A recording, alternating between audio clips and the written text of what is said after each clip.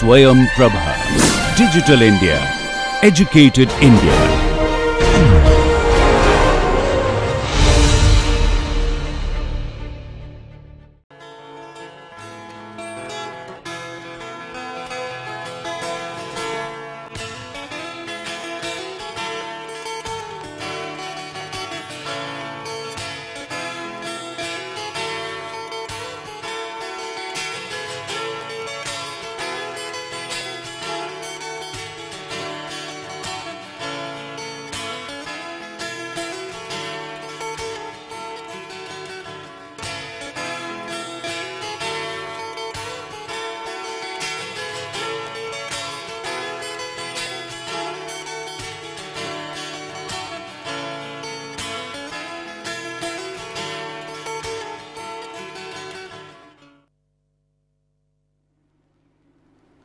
Welcome to the video lecture series of the course on strength of materials.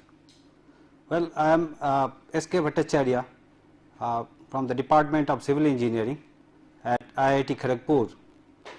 If you further like to contact me, you can contact in this particular email address, which is bsri@civil.iitkgp.earnet.in. Now, the course on strength of material is designed in such a way that it covers the basic aspects of the first course on the strength of materials. It is expected to cover the entire course in 40 lessons, which is of 1 hour duration module, and it is expected that the whole course will be completed in 10 modules, or the whole course is broken up in 10 modules, and these modules are: in module 1 we expect to complete analysis of stress, and module 1 will have around 6 lessons, including the lesson which we will be discussing today, wherein we will be introducing the concept of the stress. Module 2 will have around 8 lessons, which will be on analysis of strain.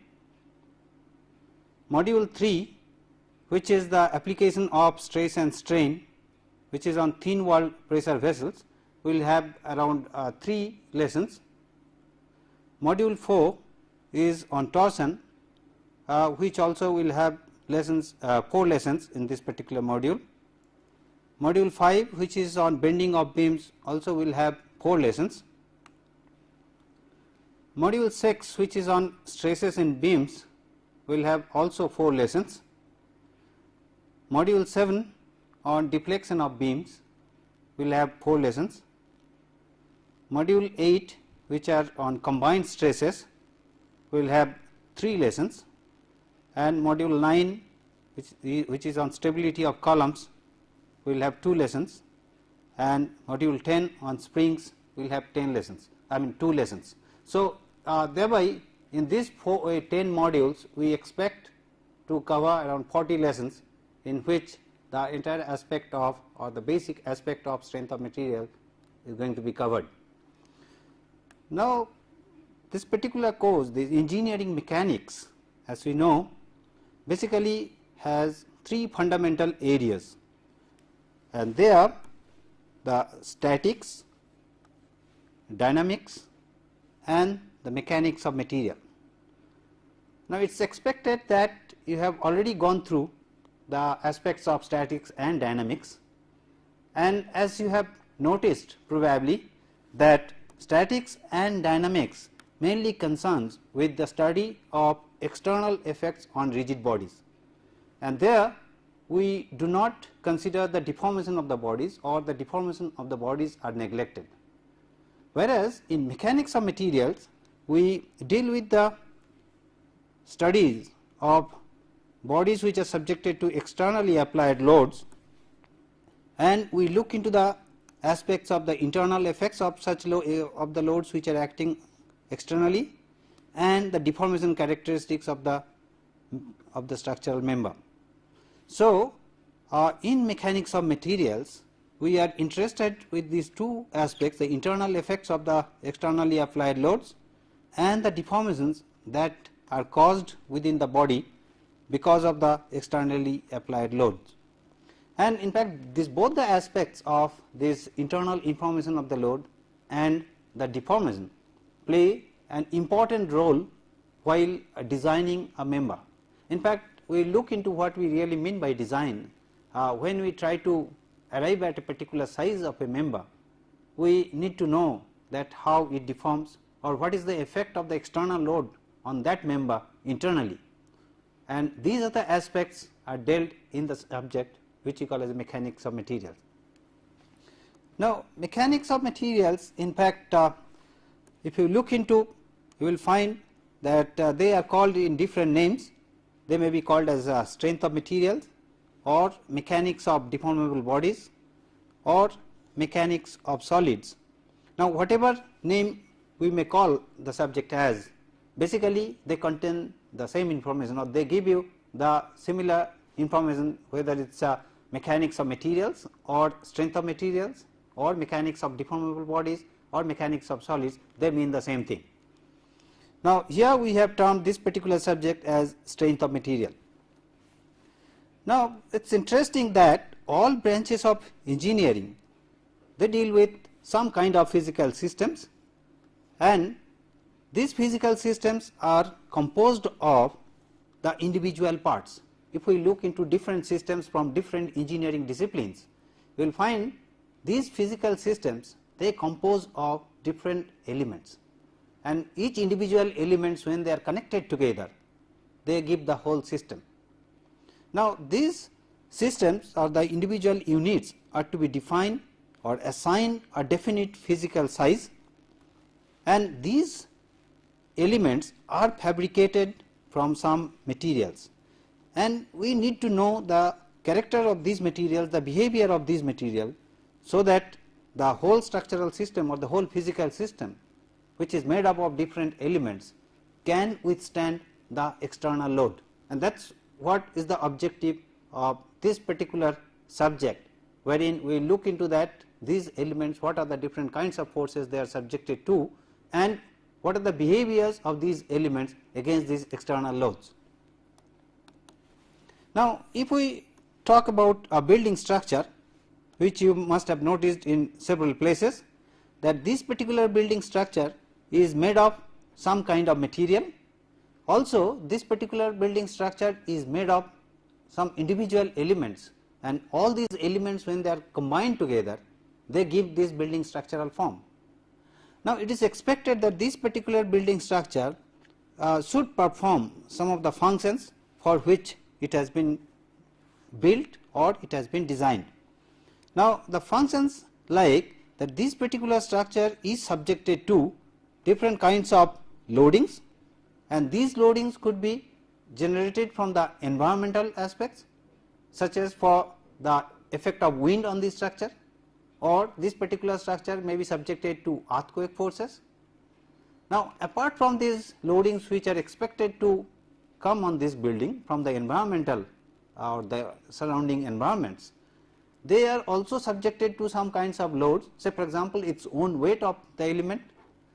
There could be loads where human being will be moving around. There could be loads which are arising up because of some operation of some equipments inside the building.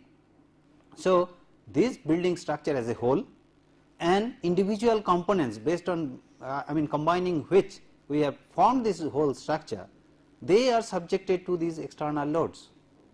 Now, we will have to know, or we will have to find out that what are the effects of these external loads on the building structure as a whole, and in the individual units in parts, that what are the effects of these loads. Now, it may so happen that the flow of the building on which people are moving, now if it deforms excessively, then there is a possibility that it may not be in a usable form, and as a result it is not in a serviceable condition. So, we will have to know that whether the elements with which this whole structure is built, whether they can withstand the external loads which just we talked about, whether it can perform, that it does not have excessive deformation, whether the whole structure is stable in its form, that because of such environmental loading, because of huge loading or wind loading or earthquake, whether the whole structure will be in a stable position or not. Now, these are the answers we like to find out, and the area which covers this is nothing but the strength of material. Now, other than this building structure, this interesting structure is a bridge structure, which is bridging the gap between the two sides, two ends of this river. Now, as we have seen that in case of building structure, we have loading from the environment, which we have said for the wind or the earthquake.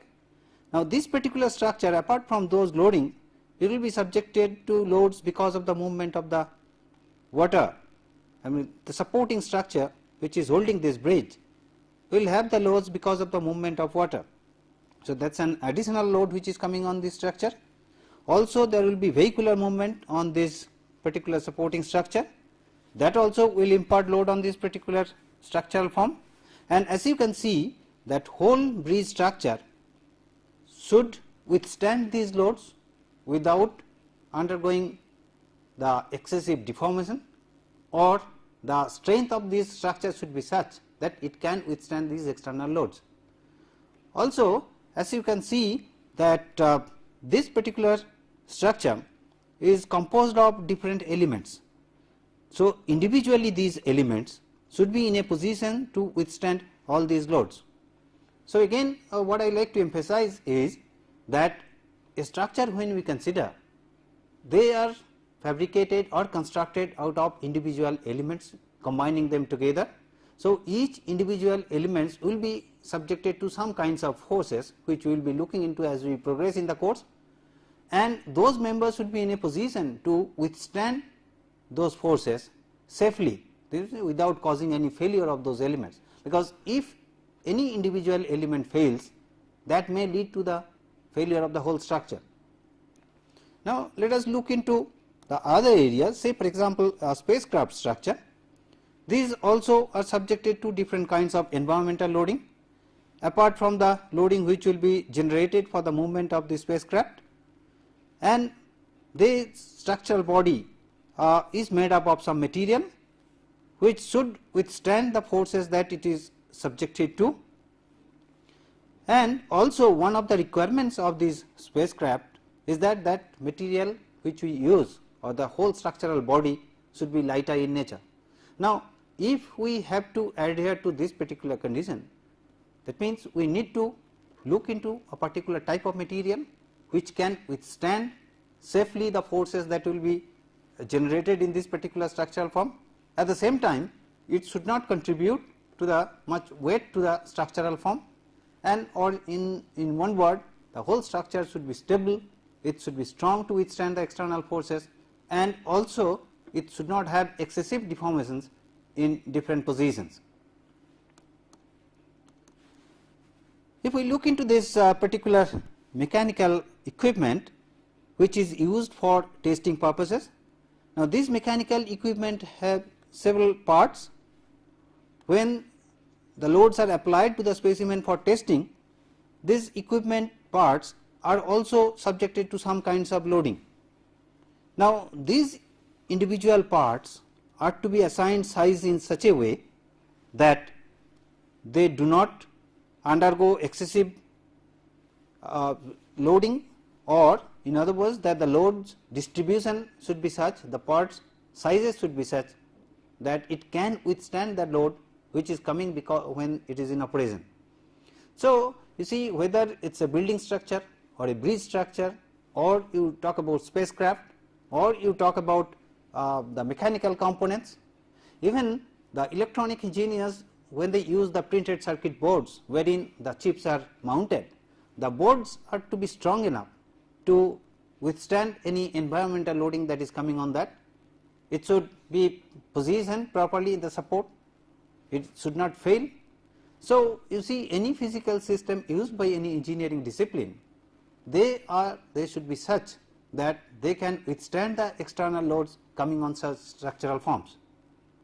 So, our objective is to analyze these individual parts with which all these structural forms are used. Structural forms in general, it could be building structures, it could be bridge structures, it could be spacecraft, it could be mechanical components.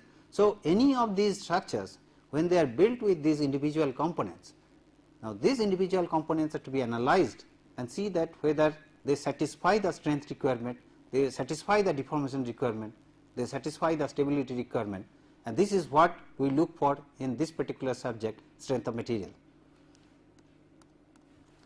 So, as we have discussed that appropriate sizing is necessary for these parts to safely withstand the imposed forces and at an optimal cost. Though we are not going to talk much about this cost aspect of it, but when we talk about the term design, we are concerned with both the safety and the cost.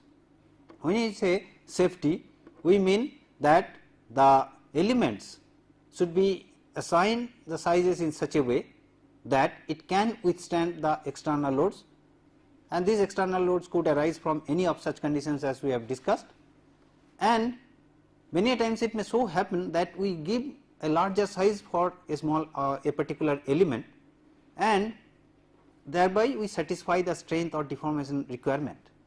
But it may so happen that a smaller size of that could easily withstand that force without causing much of harm in terms of strength or deformation. Naturally, then the smaller size will be more economical than the larger size which we go for, though both are safe in terms of strength and stability and deformation.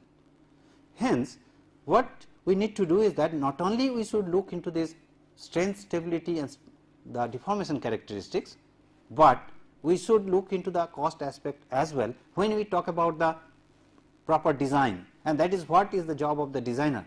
Well, for the time being we will not look into the cost aspect of it, but we will be more concerned with the aspects on strength, we will be more concerned with the aspect on the deformation and the aspect with the stability, and that is what we will be looking into in this particular course.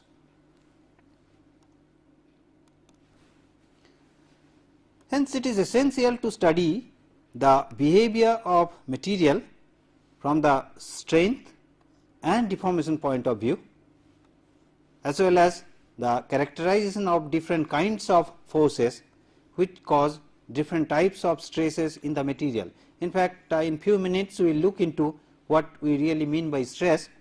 So, we are concerned about the strength, the deformation, and of course, we will like to look into the effects of different kinds of forces that this particular member will be subjected to, that can cause different kinds of stresses in the material. Now, the subject which deals with the analytical deformation of the strength, the deformation characteristics which we call as stiffness, and stability of different members is normally designated as strength of materials. So, you see again I emphasize that we like to look into these three aspects. One is strength, another is stiffness, which is nothing but the deformation characteristics of the members, and the stability of different elements which we look into in this particular course, and which are the combinations of on all these three. That means, the characterization of strength, the deformation, the stiffness and the stability, all we look into in this particular course, which we normally call as the strength of material. Now, so we are in fact in strength of material, we are interested in these three characteristics. One is strength, another is stiffness, another is stability, and these are called as 3 S's of strength of material. So, we are concerned with the 3 S parameters, the strength, the stiffness and the stability. Well, now having looked into this background of the strength of material, let us look into a little historical background of this particular course. In fact, the strength of material is quite an old subject. In the earlier part of the 17th century, in fact Galileo or Leonardo da Vinci, they tried to give a rational meaning of these aspects of structural members, prior to that, in fact, people used to use these concepts which were based on the experience and mainly based on the rule of the thumbs. But Galileo started giving explanation in a more rational way onto the different aspects of the forces in the bars in terms of tension, in terms of compression, and of course, Galileo emphasized more on the experimental side of these elemental characteristics. In fact, the strength of materials in that sense is a fascinating blend of both the experiment and the theoretical aspects. In fact, Leonhard Euler in 1744 he gave his theory on the column buckling. Now, he had explained that how do we arrive at the critical buckling load for a column member, but since he did not have any experimental evidence, in fact, it took almost 100 years to establish or re-establish this particular theory of Euler's. Still today we talk about the Euler's column buckling aspects.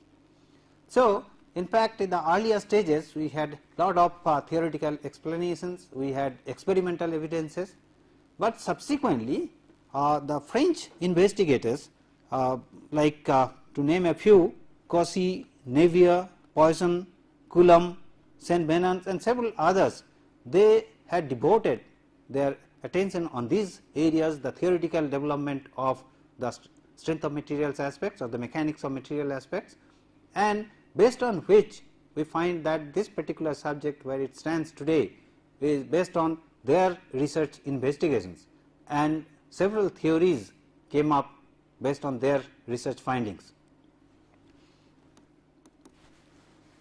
Well, then with this background, what we expect from this particular course is that once this particular course is completed, that means once somebody goes through all these lecture lessons of 10 modules, it is expected that one should be in a position to understand the classification of different kinds of forces that structural components are subjected to.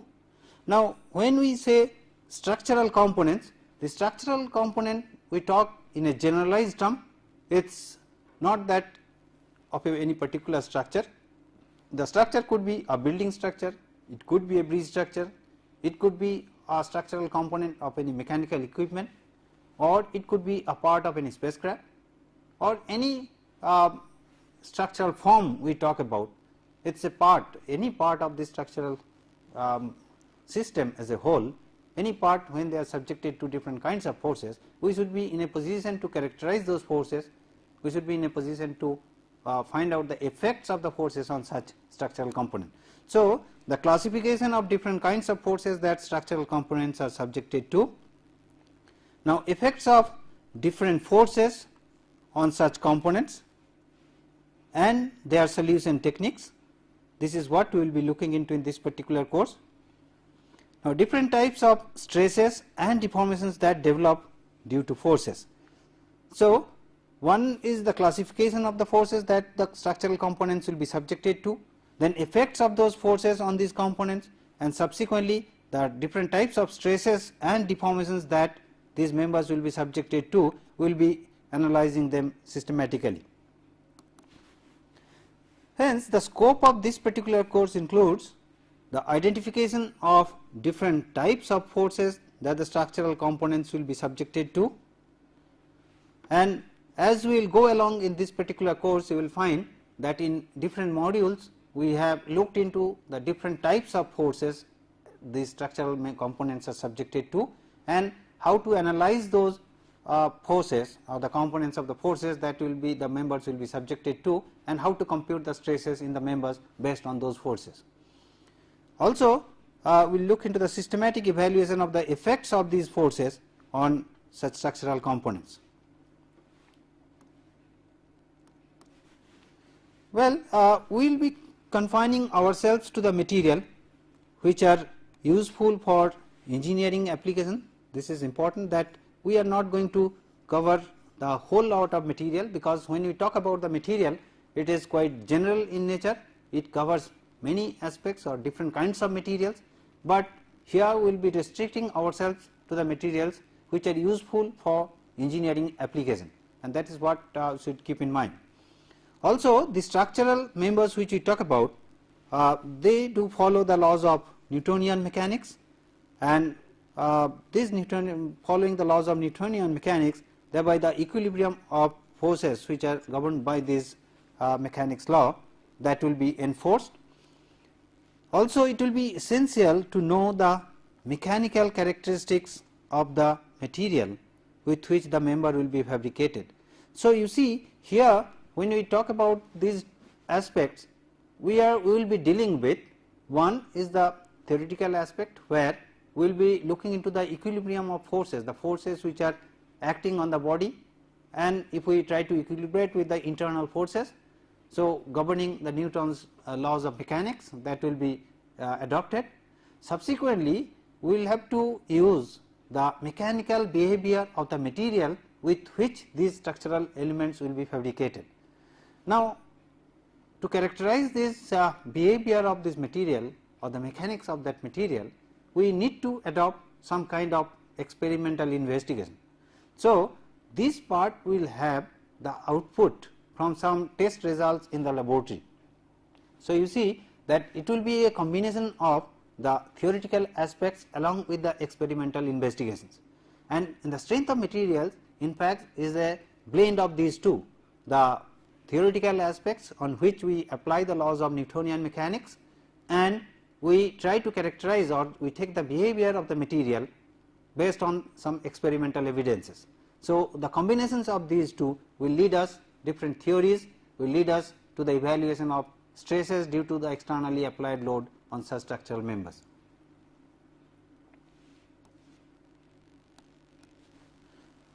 Well, as you will go along, we will find that the whole course will be dividing broadly in two parts. One is the logical development of the concept, and another one is the application of these concepts to the practical problems. Now, when we talk about the logical development of the concept, basically based on these concepts, we will try to derive the formulae that are necessary for arriving at different kinds of stresses in the member for the external loads, and that is what we will be looking into. The first part will be devoted on that, or for any lesson, initial part will be devoted on the derivations of the theoretical background or the concept, and based on that particular concept or the formulae so arrived, we will be looking into some application problem areas or the example problems, and in those application concepts you will find for the problems we classify into two groups. One we call as the numerical problems, other one are the algebraic problems. Now, when we talk about the numerical problems, it means that we will be dealing with some example problems in which we will be assigning some specific values, whereas in case of algebraic problems we will try to arrive at in some expressions which are very general in nature. Now, both are having its merits. When we talk about the numerical examples, now at each step of these examples, when we will be evaluating it, we can visualize based on the values of each parameter we will be arriving at, and then we can get a feel of those parameters physically, what they represent and what they should be and what actually we are getting. Now, when we talk about the algebraic problem, there we will be discussing about the problems which could be general in nature, and thereby we will arrive at certain expressions, and on those expressions or these expressions can be used for solving specific problems where we will have the specific numerical value for some parameters. So, this is how we classify the two groups of problems. So, this is what is indicated over here, that the application concept which we derived in the initial stage, these concepts when they are applied to the practical problems, they could be applied to the numerical problems or it could be to the algebraic problem, and as we go along in the lesson we will find, or as we go along in the different modules, we will find that we have taken different examples from different areas which satisfy the requirement of different engineering discipline, or those structural components they can be used for arriving at or for characterizing the behavior of those individual elements, so that they can be used according to the need of any structural system. Well, now when we talk about that numerical problems or the application problems, we talk about the units and the basic units which are used. Now we use the international system of units in this particular course, and the basic units for this international system, this meter is for length, let us call this length as L, kilogram or abbreviated form is kg, that is for mass m, and for time we use second or in abbreviated form as s for time, which let us call this time as t. So based on these basic units L for L, m and t, we arrive at certain derived units.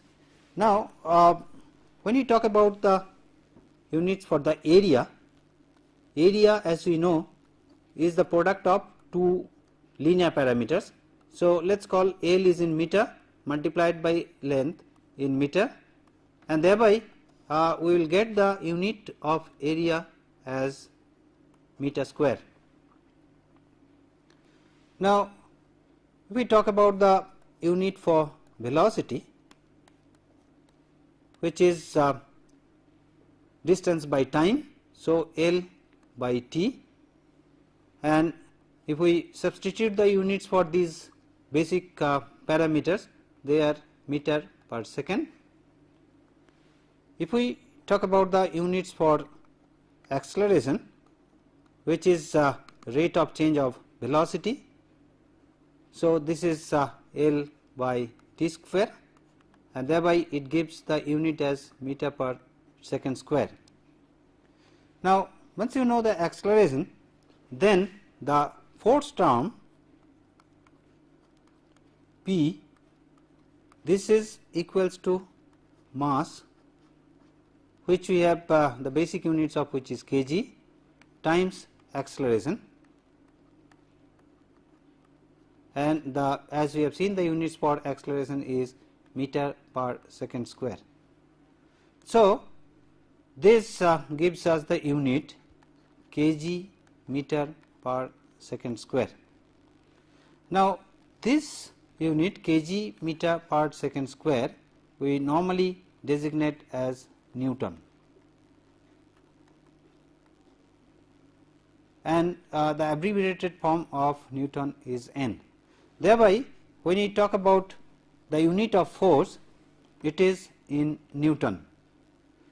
Now for higher values we use different parameters. We can call this in kilonewton, which is 10 to the power 3 times Newton. We define in meganewton, which is 10 to the power 6 times Newton. Also many a times we use parameters, as we have seen, then the force we are defining in Newton, and it could be in kilonewton or meganewton, which is 10 to the power 3 Newton or 10 to the power 6 Newton. Now we define another parameter which we call as stress, which we will be looking into in few minutes. This units for stress, or the stress we define as the force per unit area. So the unit of force as we have seen is Newton and area is meter square. So the unit for the stress we call in Newton per meter square, and this is called as Pascal, PA. And since 1 Newton of load, when it is acting on 1 meter square of area, in fact this amount comes quite small, because 1 Newton load is very small, whereas meter square area is very large. So, many times these stresses we represent in terms of megapascals or kilopascals. Now, when we talk about kilopascals, this is, as we have designated that load Newton as kilonewton. Kilopascals will be 10 to the power 3 times Pascal, megapascal will be 10 to the power 6 times Pascal. Now, so instead of defining in terms of area in terms of meter, many a times what we do is we define in terms of millimeter. So, if we have the stress in 1 Newton per millimeter square, then this is equals to, if I convert this millimeter into meter, then it is 10 to the power 6 to Newton per meter square. And as we have seen that Newton per meter square is 1 Pascal, so this is 10 to the power 6 to Pascal. Now, 10 to the power 6 Pascal, as we have seen, this is megapascal, so this is nothing but equals to 1 megapascal. So, we can say that 1 megapascal is equals to 1 Newton per millimeter square. Also, many times we use the unit called gigapascal, which is 10 to the power 9 times Pascal. So, 10 to the power 9 into Newton per meter square, as Newton per meter square is the 1 Pascal unit. So, the stresses can be represented either in terms of Pascal or kilopascal or in megapascal or gigapascal. So, as you can see, then based on these basic units as we use in international system, that your length in meter, the mass in kg and time in second, based on those basic units we can arrive at the derived units.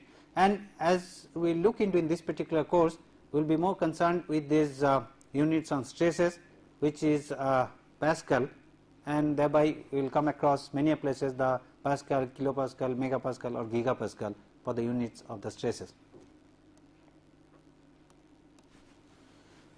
Well, having known then the units, let us look into some aspects of the forces that the body a member is subjected to. Now, we come across a term which we call as a body force. Now, body force basically is associated with the units of volume of the body, and thereby it is basically a distributed system, the force which is distributed over the entire volume of the body. And in that sense, the gravitational force or the inertial force or the magnetic force, these are the forces which we term as the body forces. Now, though it is distributed over the volume, when we try to analyze the forcing system, the body force we apply assuming that it acts through the center of gravity of the body.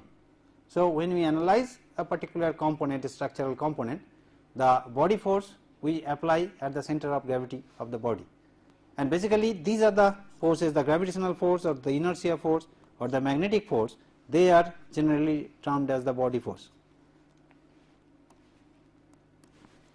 Now, having known the body force, we are interested to know about the surface forces. Now, there is another kind of force which acts on the body, which we call as surface force, and from the name itself you can make out that these forces act on the surface of the body, or we call these are the area elements of the body.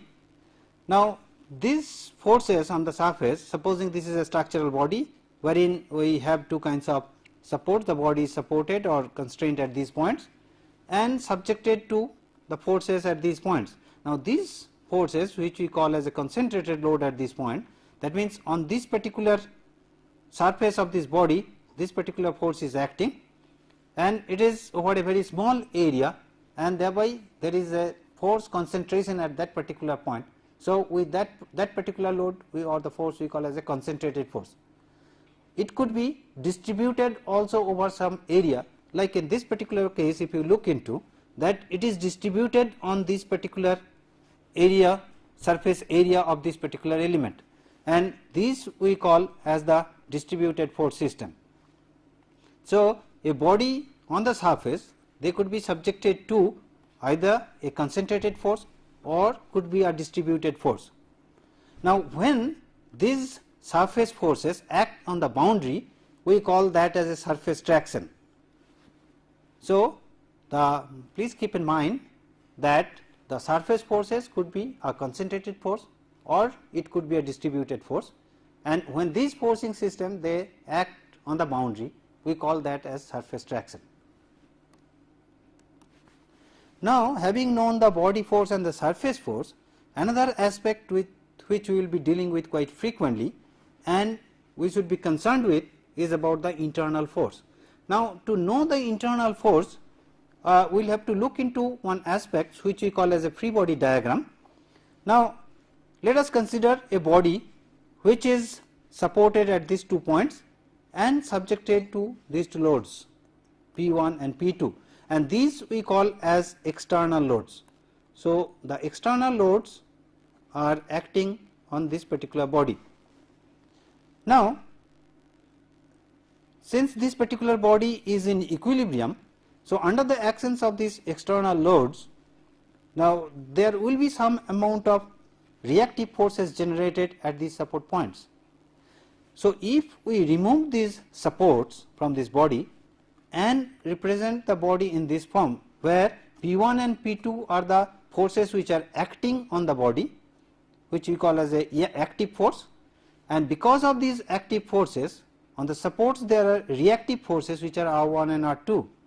Now, these active and reactive forces of P1, P2, R1, R2 keeping this particular body in equilibrium, and hence when we consider or when we represent a body with the external loads, in fact these reactive forces are also external loads, but when we represent the whole body, when we make them free from these supports and represent them using the active force and the reactive force, this particular diagram we call as free body diagram. So, this is the free body diagram of the structure as a whole. That means, we have freed this particular structure from its supporting constraint and applied the reactive forces over there. Now, supposing if I like to cut this particular body through a plane and define and break it into 2 halves, then if this particular structure is cut through the plane and divided into 2 halves, then what we get?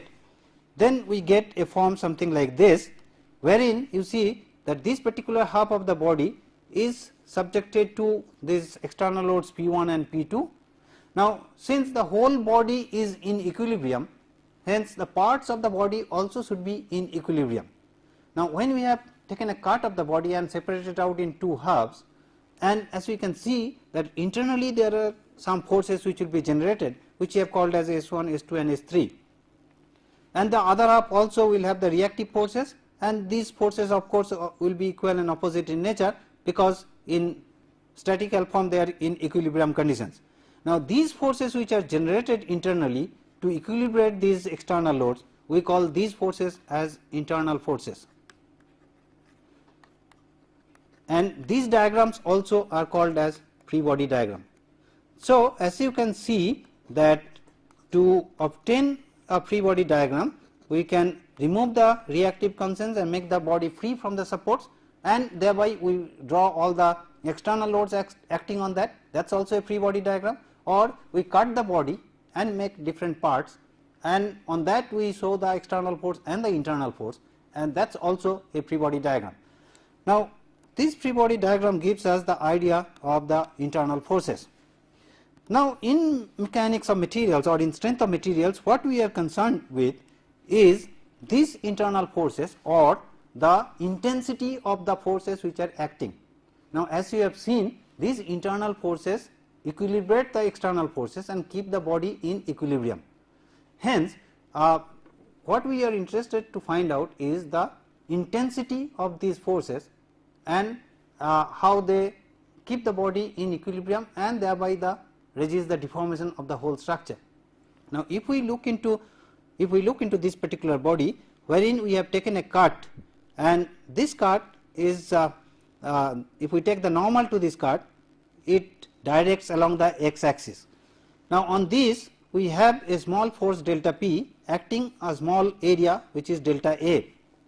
Now, it is customary now to decompose this force in two directions. One is in the perpendicular to the cross section and another one is the along the plane of the cross section. Now, if we do that, if we decompose this load perpendicular to the section which is del Px, because it is in the direction of x, and further in the plane the load which is parallel to the plane can be decomposed in two directions. One is del Py, another is del Pz.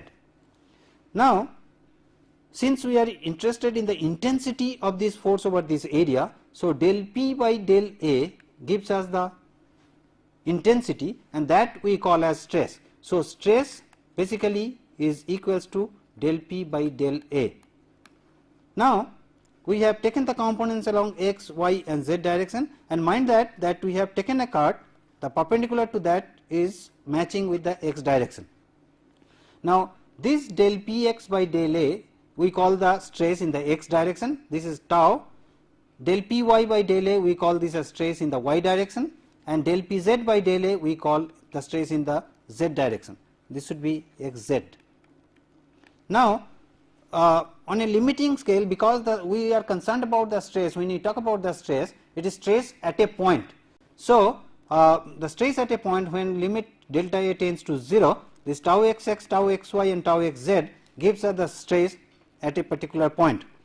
Now, the way we have given these designations, if you look into that, tau is the term for the stress, the first subscript defines the plane. As I said that for the body we have taken a cut, the perpendicular, the normal drawn to this plane directs towards the axis x. So, this we call as x plane, and this particular parameter gives the direction of the stress. So, first one we have tau xx, which indicates that it is the stress in x plane directed towards x.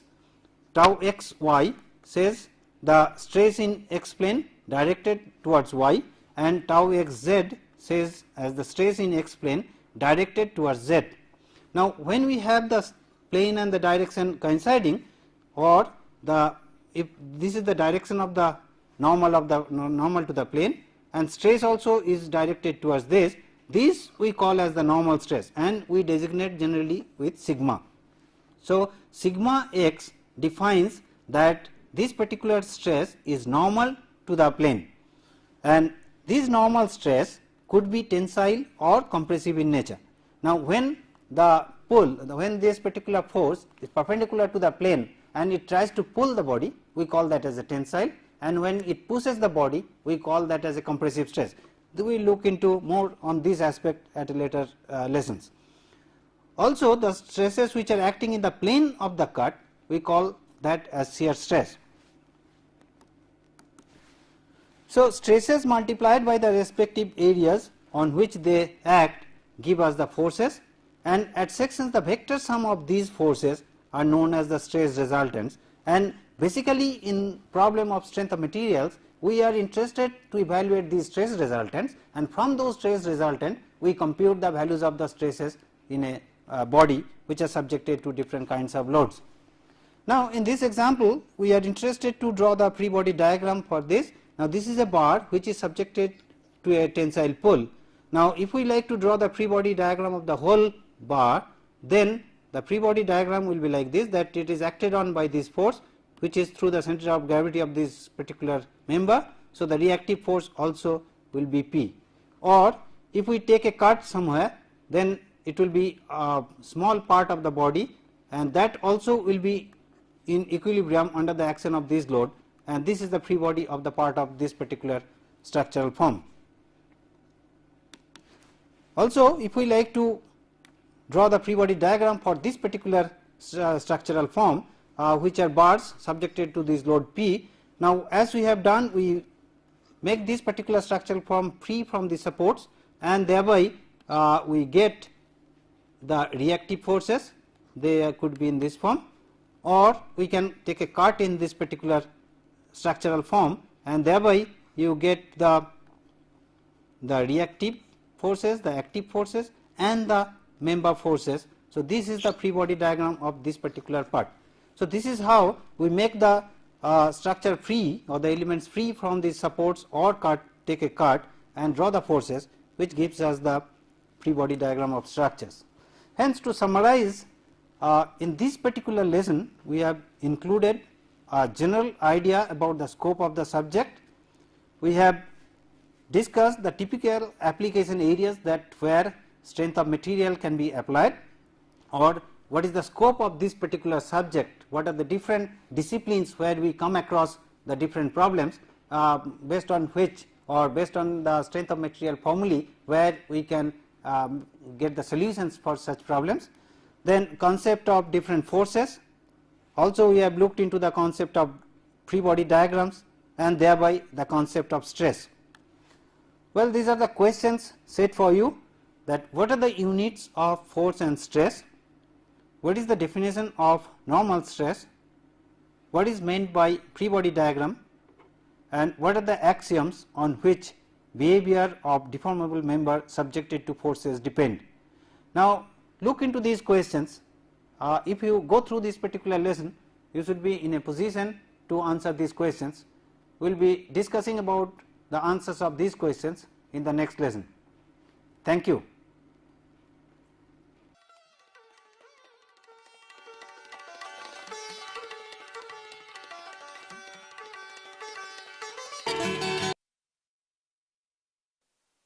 Welcome to the lesson 2 of the course on strength of material. In the last lesson, I have introduced about the concept of stresses. In this particular lesson, we are going to look into some more aspects of analysis of stresses.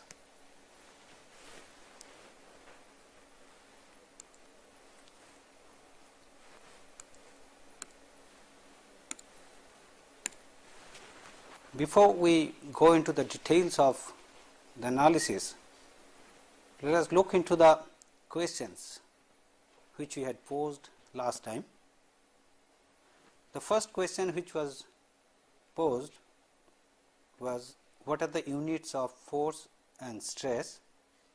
Well, these are given within the lesson itself, and I am sure all of you have got it.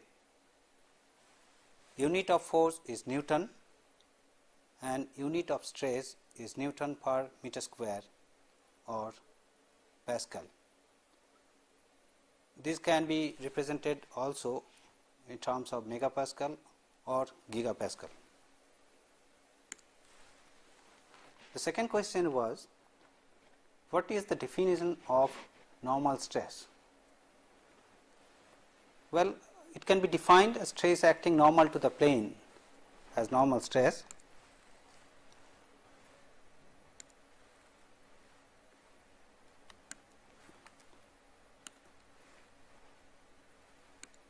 In the last class, I had explained that if you have a body which is the free body from a major body and is acted on by forces, there will be a resulting forces into it which will keep the body in equilibrium. Now, at a particular small element, if we take that this is the resulting stress, then we can decompose this stress into two components. One is along the normal direction of this particular cross section, which is this, and another component along the plane of this particular section. The component which is acting normal to this particular cross section is normally known as the normal stress. So, the normal stress is the normal component or perpendicular to the particular section. What is meant by free body diagram? Free body diagram is a diagram of a body as a whole which are acted on by external or resistive forces or a part of it. So, it can be a whole body acted on by active forces and resistive forces, or if we cut any section from the body and if they are acted on by the forces and the resistive forces which will keep the body in equilibrium. We call that as the free body diagram of that particular configuration.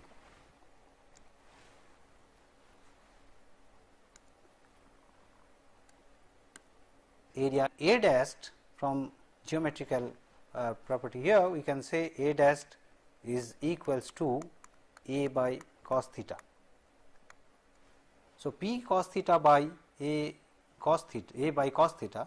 So, this leads to as equals to P by A cos square theta, and the stress which is acting in the plane, which is P sin theta, the stress, the tau theta is equals to P sin theta divided by A by cos theta. So, this eventually is going to give us P by twice A sin 2 theta.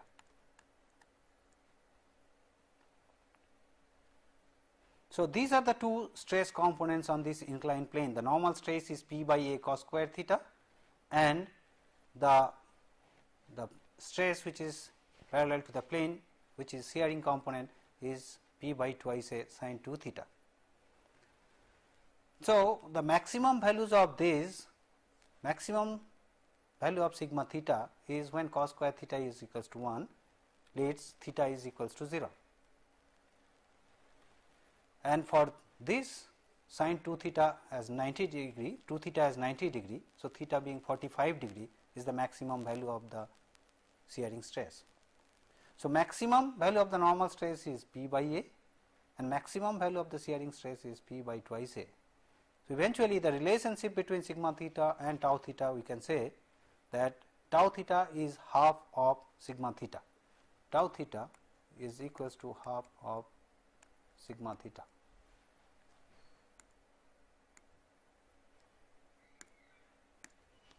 Well, then we have seen the maximum normal stress is P by A and maximum shearing stress is P by twice A. Shear stresses are that this particular body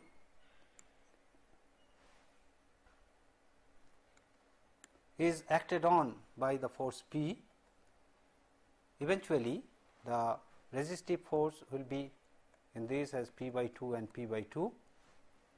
At this level, if we take the free body of this part, if I cut here, then this particular body will have P by 2, and this also is going to be resistive as P by 2.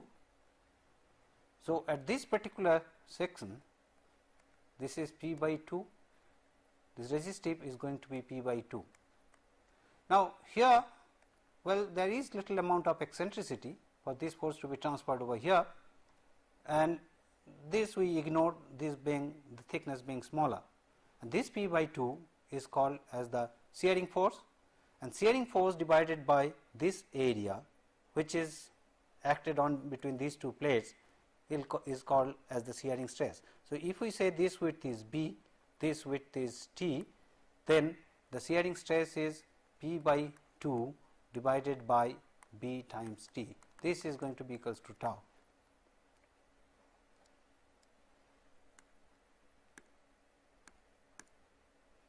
Now, here we have given a problem where two plates are connected by two bolts, for which we will have to evaluate the normal stress, shear stress and the bearing stress. Well, we will solve this particular problem in the next lesson, and we will demonstrate. Meanwhile, you can work on this particular problem, and we will give the solution of this in the next lesson. Thank you.